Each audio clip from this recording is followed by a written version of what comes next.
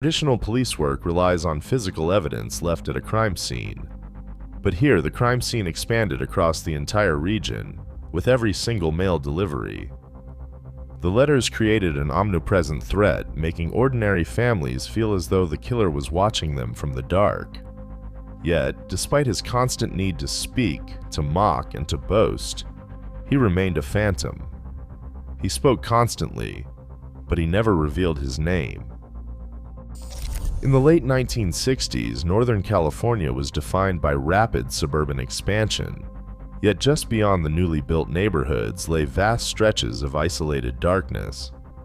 On the chilly night of December 20th, 1968, 17-year-old David Faraday and 16-year-old Betty Lou Jensen set out on their first date.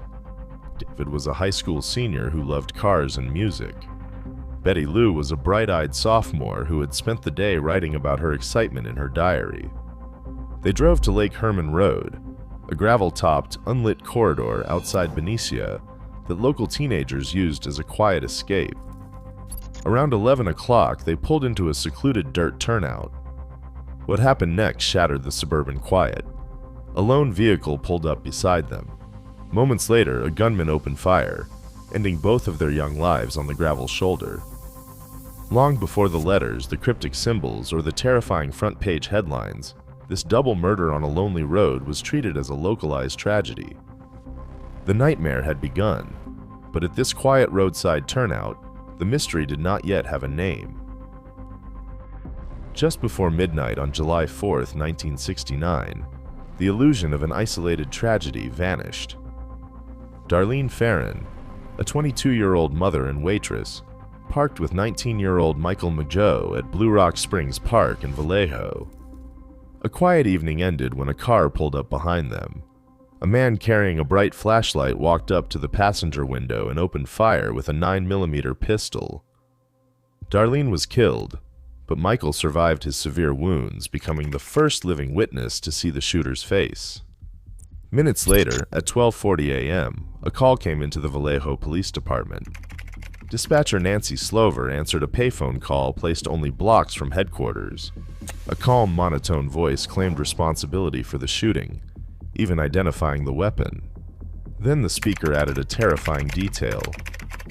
"I also killed those kids last year." In that single sentence, the shooter linked the Blue Rock Springs attack to the murders at Lake Herman Road. This was not a random robbery or a crime of passion.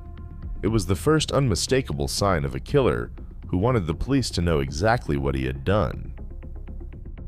On July 31st, 1969, 3 identical letters arrived at the San Francisco Chronicle, the San Francisco Examiner, and the Vallejo Times-Herald. The writer did not wait for investigators to profile him or give him a moniker. Instead, he took control of his own narrative. Across these pages, he introduced a cold geometric signature, a cross drawn inside a circle.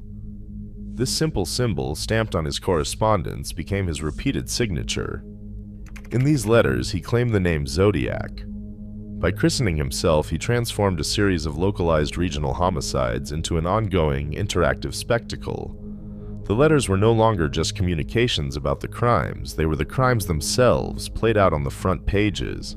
The public now had a terrifying, self-styled persona to follow, a phantom identity that filled the vacuum left by the lack